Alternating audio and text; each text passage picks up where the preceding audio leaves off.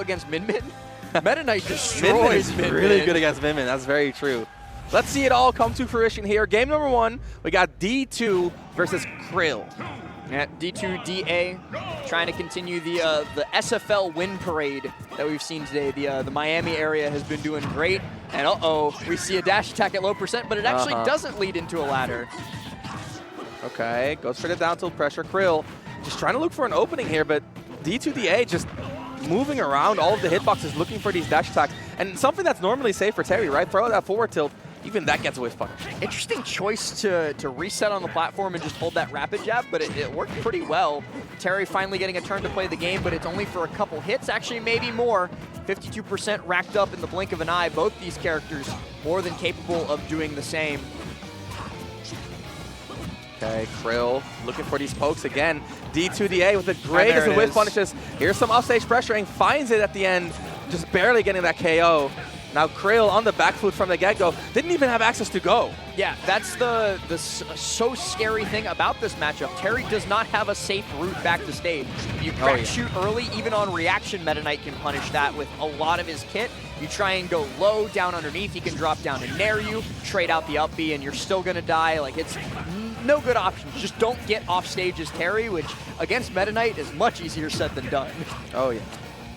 The dash attack not leading to a ladder at these %, but KRilL has to make it back, does so successfully, and doesn't really get much advantage today against Meta Knight. A single up air there on a hard chase, and that's it. And that's one of those things about Meta Knight. Has a pretty solid disadvantage, and we're seeing that right here.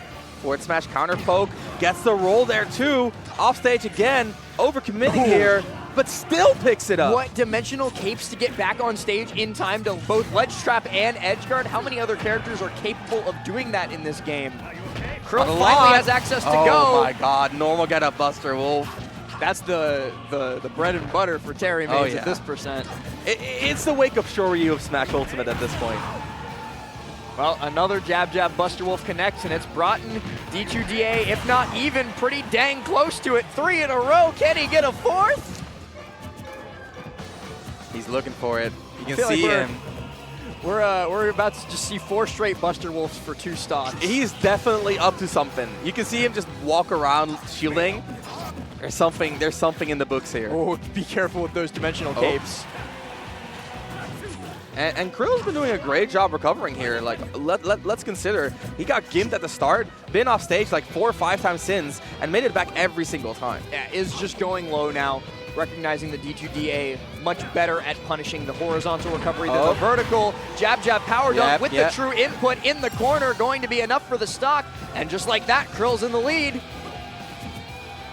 That's just Meta Knight matchup. You combo them, but then you're also one of the lightest characters in the game, and that's what we're seeing right here. KRilL still alive, 151. Go away from this man, D2. D2 looking for something, but KRilL just relying a lot more on movement rather than these hitboxes. As soon as we see more of the hitboxes, D2 is there to punish it and gets this more horizontal recovery here with the side B with the burning knuckle. That was KRilL incredibly tricky movement. Yeah. The fast fall timing into the immediate burning knuckle and then the up B recovery, just completely like threading the needle straight through another Buster Wolf. KRilL in prime position, and that should be it. And it's a 2 stock. He survived till 179 last. 179. I would love to be able to see like a damage over time graph that you get in some other games, because it would have been like a tiny little blip for stock 1 and then a massive plateau for stock 2. Yeah, he died at like 40 his first stock. He died at like 40, like 20 seconds into the game exactly, too. Yeah. And then he just stayed on that second stock, got all the way up.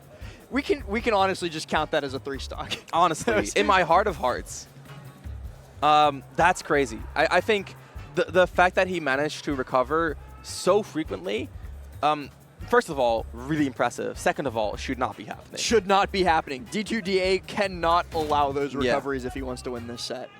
So that's what I'm looking for from D2da going forward. It's just adaptation on every recovery game. Meanwhile, KRilL, honestly, dude, keep doing what you're doing. Keep it up, please. More of this. I would love to see more of this.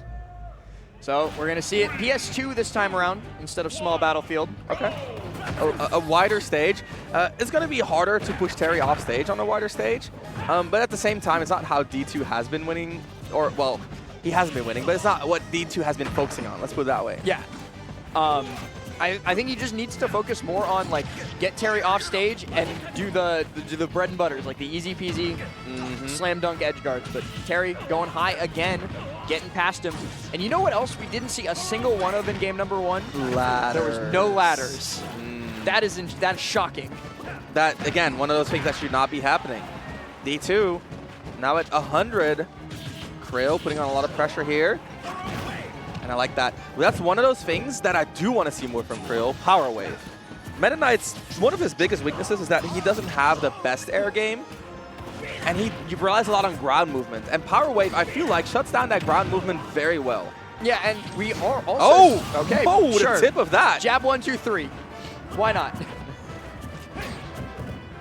What were you saying last? I was going to say another thing that's really good in this matchup that KRilL has started to do in this second game is the auto-cancel power dunk. Oh, because true. like a lot of people will try, especially Meta Knight players, will try and like dash attack that to set up for a ladder that he's been so sorely lacking. So KRilL like immediately starts going for that and then goes, haha, surprise, I'm plus on block. Yep, I have 0 lag. There's the jab into the down B. Solid little confirm there. KRilL evening it back up. Essentially an even game here. See if D2 has something to say about that. Now tries to fight out of the corner. This is a very slow-paced game. But you can see D2 just spending most of his time on the ground. KRilL not really counterplaying that at the moment. Still finding these hits, spot up attack. Not leaving too much. Oh, first tornado we've seen too, and it doesn't get punished. Okay, Yep. Terry's not fast enough to chase into the corner there. Looking for a raw up smash. Okay. Must have been a misinput. D2 picks it up. Run up F tilt again.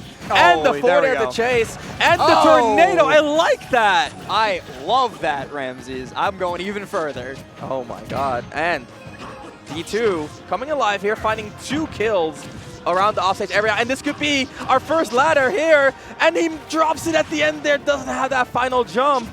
Nice little bit of damage though. 69 on KRilL. And counting. D2, well, turning it up for game number 2. Practically the opposite scenario of game number 1 as well. D2 dropping a stock and then just saying, oh, actually, I'm immortal, by the way, in case you didn't know. High recovery, but punished. Fair comes through and stops D2 from getting the KO. You know, tries to roll through and cross up. We got the go meter on deck here, and that's a jab bust that wolf. And Meta Knight's not okay. This is where it all comes down to. Now the roller coaster. We are building up for the climax.